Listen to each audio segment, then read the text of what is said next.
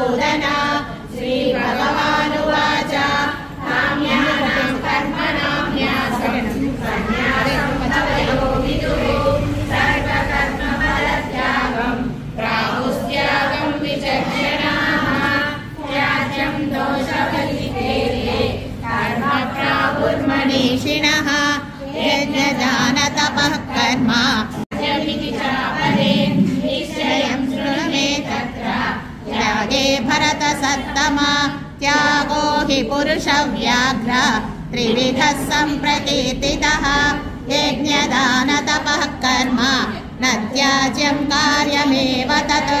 यज्ञो दानं तपश्चैव पावनानि मनीषिणाम् एतान्यपि तु कर्माणि सङ्गं त्यक्त्वा फलानि च कर्तव्यानीति मे पार्थ निश्चितं मतमुत्तमम् नियतस्य तु सन्न्यासः कर्मणो नोपपद्यते मोहात् तस्य परित्यागः तामसः परिकीर्तितः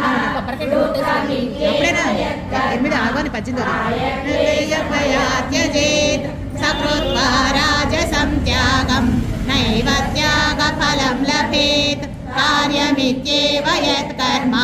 नियतं क्रियतेऽर्जुन सङ्गं त्यक्त्वा फलं चैव सत्यागः सात्विको मतः न द्वेष्य कुशलं कर्म कुशलेनानुषज्यते त्यागी सत्त्वसमाविष्टः मेधावी छिन्न संशयः न हि देहभृता शक्यं त्यक्तुं कर्माण्यशेषतः यस्तु कर्मफलत्यागी सत्यागीत्यभिधीयते अनिष्टमिष्टं मिश्रं च त्रिविधं कर्मणः फलं भवत्यत्यागिनां प्रीत्य न तु सन्न्यासिनां क्वचित् पञ्चैतानि महाबाहो कारणानि निबोध मे साङ्ख्ये कृतां ते प्रोक्तानि सिद्धये सर्वकर्मणाम् अधिष्ठानं तथा कर्ता करणं च पृथग्विधम् पृथक् चेष्टाः दैवं चैवात्र पञ्चमम्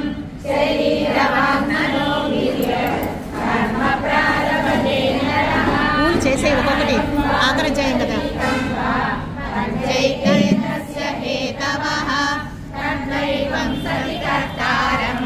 ఆత్మానం కేవలం తు యః పశ్యత్య కృతబుద్ధిత్వాత్ న స పశ్యతి దుర్మతిః యస్య నాహం కృతో భావః బుద్ధిర్యస్య న లిప్యతే హత్వాపి సఖిమాన్ లోకాన్ న హంతి న నిబధ్యతే జ్ఞానం జ్ఞేయం పరిజ్ఞాత త్రివిధా కర్మ చోదన శరణం కర్మ కర్తేతి త్రివిధః కర్మ సంగ్రహః జ్ఞానం కర్మ చ కర్తా చ త్రిధైవ గుణభేదతః ప్రోచ్యతే గుణసంఖ్యానే యదా వత్సృతాన్యపి సర్వభూతేషు येनैव भावमव्ययमीक्षते अविभक्तं विभक्तेषु तस्मानं विद्धि सात्विकं पृथक्त्वेन तु यज्ञानं नानाभावान् पृथग्विधान् वेत्ति सर्वेषु भूतेषु तस्मानं विद्धि राजसं यत्तु कृष्णवदैकस्मिन् कार्ये सक्तमहैतुकम् अतद्वार्धवदल्पं च तत्तामसमुदावृतं नियतं सङ्गरहितम् अरागद्वेषतः कृतम् अफलाप्रेप्सुना कर्म यत्तत् सात्विकमुच्यते क्रियते कामेप्सुना कर्म साहङ्कारेण पुनः क्रियते बहुलायासं तद्राजसमुदाहृतम् अनुबन्धं क्षयं हिंसाम् अनपेक्ष्य च पौरुषं मोहादारभ्यते कर्म यत्तत्तामसमुच्यते मुक्तसङ्गो नहं वादी धृत्युत्साहसमन्वितः सिद्ध्यसिद्ध्योर्निर्विकारः कर्ता सात्विक उच्यते रागी कर्मफलप्रेप्सुः लुब्धो हिंसात्मको शुचिः हर्षशोकान्वितः कर्ता राजसः परिकीर्तितः अयुक्तः प्राकृतस्तब्धः शठो नैष्कृतिकोलसः विषादी दीर्घसूत्री च कर्ता तामस उच्यते बुद्धिर्वेदं धृतेश्चैव गुणतस्त्रिविधं शृणु नमशेषेण पृथक्त्वेन संजया प्रवृत्तिं च निवृत्तिं च कार्याकार्ये भयाभये बन्धं मोक्षं च या वेत्ति बुद्धिः सा पार्थ सात्विकी यया धर्ममधर्मं च कार्यं च कार्यमेव च यथा प्रजानाति बुद्धिः सा पार्थ राजसी अधर्मं धर्ममिति या मन्यते तमसा वृता सर्वार्थान् विपरीतांश्च बुद्धिः सा पार्थ तामसी धृत्या यया धारयते मनः प्राणेन्द्रियक्रियाः योगेन व्यभिचारिण्या धृतिः सा पार्थ सात्विकी यया तु धर्मकामार्थान् धृत्या धारयतेऽर्जुन प्रसङ्गेन फलाकाङ्क्षी धृतिः सा पार्थ राजसी यया स्वप्नं भयं शोकं विषादं मदमेव च न विमुञ्चति दुर्मेधाः धृतिः सा तामसी मता सुखं त्विदानीं भरतर्षभ अभ्यासदाम्रते यत्र दुःखान्तं च निगच्छति यत्तदग्रे विषमिव परिणामे मृतोपमम् तत्सुखं सात्विकं प्रोक्तम् आत्मबुद्धिप्रसादजम् विषयेन्द्रियसंयोगात् यत्तदग्रे मृतोपमम् परिणामे विषमिव तत्सुखं राजसंस्मृतम् यदग्रे चानुबन्धे च सुखं मोहनमात्मजः निद्रालस्य प्रमादोक्तम् तत्तामसमुदाहृतम् न तदस्ति पृथिव्यां च सत्त्वं प्रकृतिजैर्मुक्तं यदेभिः स्यात् त्रिभिर्गुणैः प्रकृतिजैर्मुक्तं यदेभिः स्यात् त्रिभिर्गुणैः ब्राह्मणक्षत्रियविषां शूद्राणां च परन्तप कर्माणि प्रविभक्तानि स्वभावप्रभवैर्गुणैः शमोदमस्तपः शौचं शान्तिरार्जवमेव च ज्ञानं विज्ञानमास्तिक्यं ब्रह्मकर्म स्वभावजं शौर्यं तेजोदुतिर्दाक्ष्यं युद्धे चाप्यपलायनं दानमीश्वरभावश्च क्षात्रं कर्म स्वभावजं कृषिगौरक्ष्य वाणिज्यं वैश्यकर्म स्वभावजं परिचर्यात्मकं कर्म शूद्रस्यापि स्वभावजं स्वे स्वे कर्मण्यभिरतः संसिद्धिं लभते नरः स्वकर्मनिरतः सिद्धिं यदा विन्दति तच्छृणु यतः प्रवृत्तिर्भूतानां येन सर्वमिदं ततं स्वकर्मणामवद्यस्य सिद्धिं विन्दति मानवः श्रेयान् स्वधर्मो विगुणः परधर्मात् स्वनुष्ठितात् स्वभावनियतं कर्म कुर्वन्नाप्नोति किल्बिषम् सहजं कर्म कौन्तेय सदोषमपि न त्यजेत् सर्वारम्भा हि दोषेण धूमेनाग्निरिवावृता असक्तबुद्धिः सर्वत्र चिदात्मा विगतस्पृहः नैष्कर्म्यसिद्धिं परमां सन्न्यासेनाधिगच्छति सिद्धिं प्राप्तो यदा ब्रह्म तथाप्नोति निबोध मे समासेनैव कौन्तेय निष्ठाज्ञास्य परा बुद्ध्या युक्तः धृत्यात्मानं नियम्य च शब्दादीन् विषयान् त्यक्त्वा रागद्वेषौ व्युदस्य च विविक्तसेवी लघ्वासि यतवाक्कायमानसः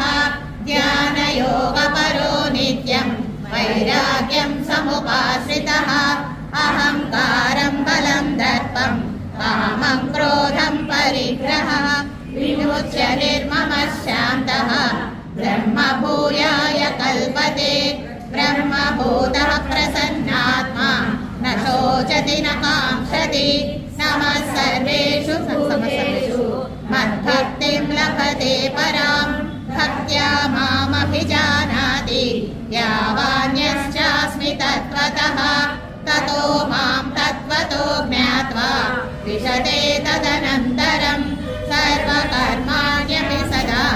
कुर्वन्नो मद्भवाश्रयः मत्प्रसादादवाप्नोति शाश्वतं पदमव्ययम् चेतसा सर्वकर्माणि मयि सन्न्यस्य मत्परः बुद्धियोगमुपाश्रित्य मच्चित्तः सततं भव मच्चित्तः सर्वदुर्गाणि मत्प्रसादात् तत्तरिष्यति न श्रोष्यसि विनक्ष्यसि यदहङ्कारमाश्रित्य न योक्ष्यम् इति मन्यसे मिथ्यैष व्यवसायस्ते प्रकृतिस्त्वां नियोक्ष्यति स्वभावजेन कौन्तेय निबद्धस्वेन कर्मणा कर्तुं नेच्छसि यन्मोहात् करिष्यस्य वस्तोऽपि तत् ईश्वरः सर्वभूतानां हृद्देशेऽर्जुन तिष्ठसि भ्रामयन् सर्वभूतानि यन्त्रारूढानि मायया त्वमेव शरणं गच्छ सर्वभावेन भारत तत्प्रसादात् परां शान्तिं स्थानं प्राप्स्यसि शाश्वतम् इति ते ज्ञानमाख्यातं गुह्यात् गुह्यतरं मया विमृश्यैतदशेषेण यथेच्छसि तदा कुरु सर्वगुह्यतमं भूयः शृणु मे परमं वचः इष्टोऽसि मे दृढमिति ततो वक्ष्यामि ते हितं मन्मना भव मद्भक्तः मद्याजी मां नमस्कुरु मामे वैष्यसि सत्यन्ते प्रतिजाने प्रियोऽसि मे सर्वधर्मान् परित्यज्य मामेकं शरणं व्रज अहं त्वा सर्वपापेभ्यः मोक्षयिष्यामि मा शुचः इदं ते नातपस्काय नाभक्ताय कदाचन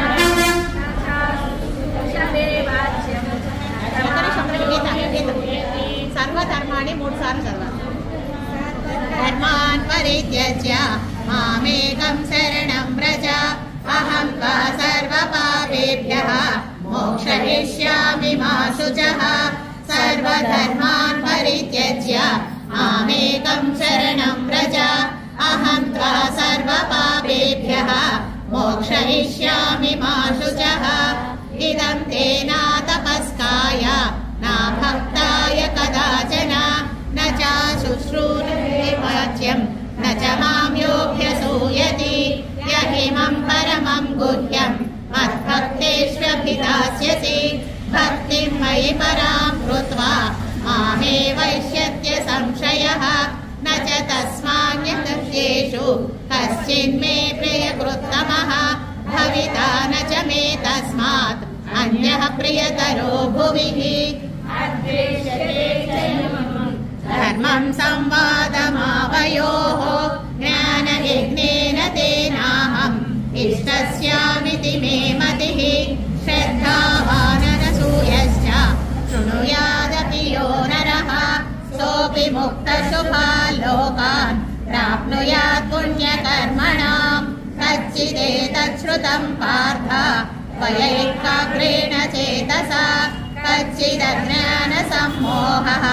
प्रणष्टस्ते धनञ्जय अर्जुन उवाच नष्टो मोहस्मृतिर्लब्धा तत्पाददानमुच्यत स्थितस्मिन् गतसन्देहः करिष्ये वचनं तव सञ्जय उवाच इत्यहं वासुदेवस्य पार्थस्य च महात्मनः संवादमिमम श्रौषम् अद्भुतं रोमहर्षणं व्यासप्रसादात् श्रुतवान् इमं गुह्यतमं परं योगं योगेश्वरात् कृष्णात् तस्मात् साक्षात् कथयत स्वयं राजन् संस्कृत्य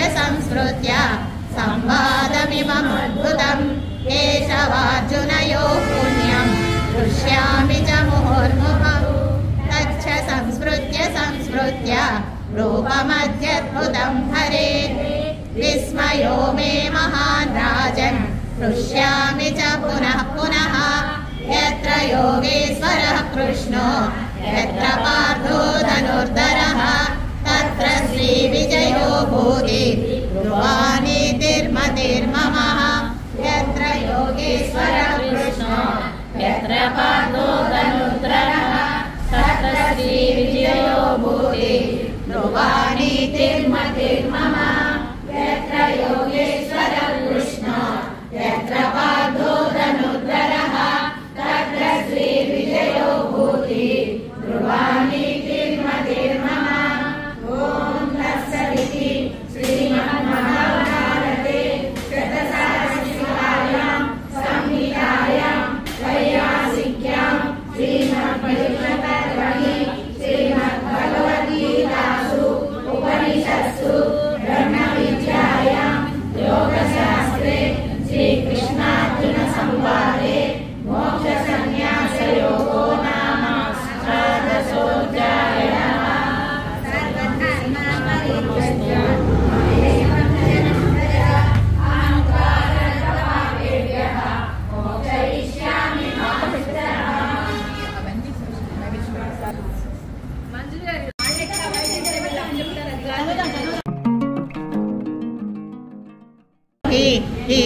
गीताभ्यासरतस्तथा समुक्तः स सुखी लोके कर्मणा नोपलिप्यते महापापादिपापानि गीताध्यानं करोति चेत् क्वचित् सर्वं न कुर्वन्ति नलिनीदलमम्बुवत् गीताया पुस्तकं यत्र पाठः प्रवर्तते तत्र सर्वाणि तीर्थानि प्रयागानि तत्र वै सर्वे योगिनः पन्नगाश्च ये गोपाला गोपिका वापि जायते शीघ्रं यत्र गीता प्रवर्तते तत्र गीता विचारश्च पठनं पाठनं श्रुतं तत्राहं निश्चितं पृथ्वी निवसामि सदैव हि गीताश्रयोऽहं तिष्ठामि गीता मे चोत्तमं गृहम् गीता ज्ञानमुपाश्रित्य त्रिलोकान् पालयाम्यहम् गीता मे परमा विद्या ब्रह्मरूपा न संशयः अर्थमात्राक्षरा नित्या सा निर्व्याज्य पदात्मिका चिदानन्देन कृष्णेन प्रोक्ता स्वमुक्तोज्जुरम् वेदत्रयी परानन्दा तत्त्वार्थज्ञानमन्विता मुगादशं जपे नित्यं नरो निश्चलमानसः ज्ञानं सिद्धिं च लभते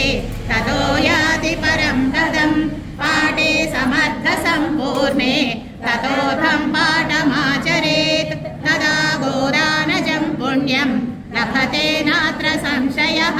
त्रिभागं पठमानस्तु गङ्गास्नानफलं लभेत् षडं जपमानस्तु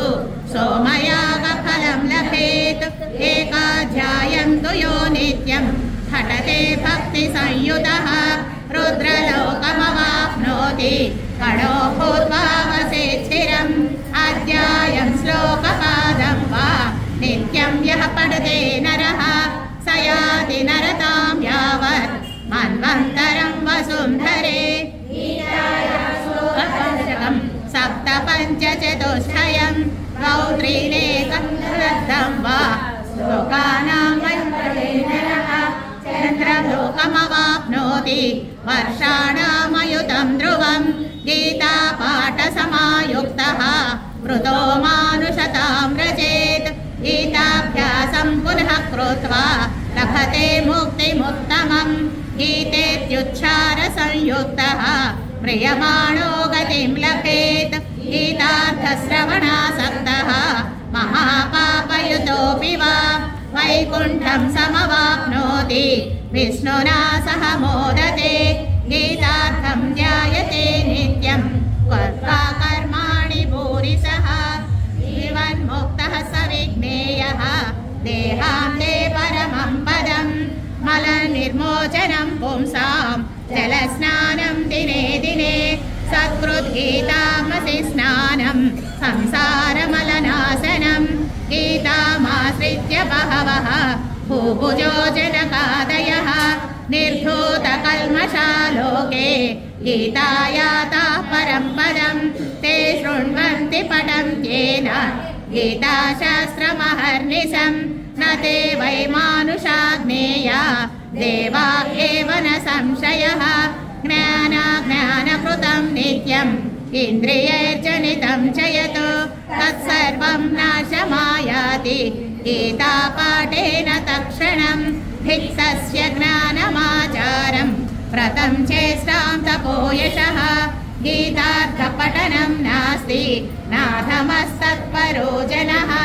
संसारसागरं घोरं तर्तुमिच्छति यो नरः गीतानावं समारुह्य पारं याति सुखेन सह गीतायाः पठनं कृत्वा माहात्म्यं नैव यः पठेत् वृथा पाठो भवेत् तस्य श्रम एव हृदाहृतः एतन्माहात्म्यसंयुक्तं गीताभ्यासं करोति यः स तत्फलमवाप्नोति दुर्लभां गतिमाप्नुयात् सूत उवाच माहात्म्यमेतद्गीतायाः मया प्रोक्तं सनातनं गीतान्ते च पठेद्यस्तु यदुक्तं तत्फलं लभेत् इति श्रीवराहपुराणे गीतामहत्यं सम्पूर्णम्।